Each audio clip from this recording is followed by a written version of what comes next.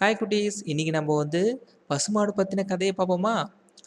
ஒரு காட்டுல 4 பசுமாடு ஒண்ணாவே இருக்குமா. அவங்க 4 பேருமே நண்பர்களாம். ஒண்ணாவே போவாங்க, ஒண்ணா வருவாங்க. சாப்பிட்றதுனா கூட ஒண்ணாவே போயிட்டு புல்லெல்லாம் சாப்பிட்டு ஒண்ணாவே வந்துருவாங்களாம்.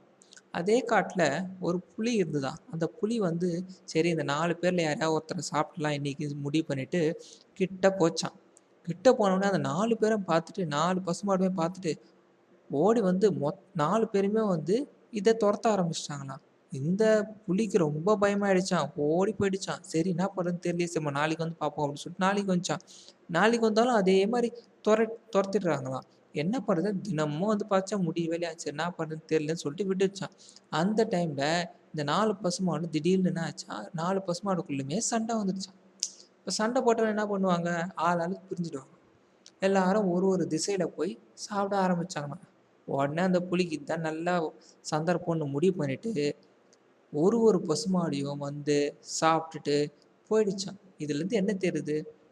எப்பயுமே ஒண்ணாவே இருக்கணும். பிரிஞ்சிருந்தா நமக்கு ஆபத்து அப்படின்றது நமக்கு நல்லாவே தெரியும்.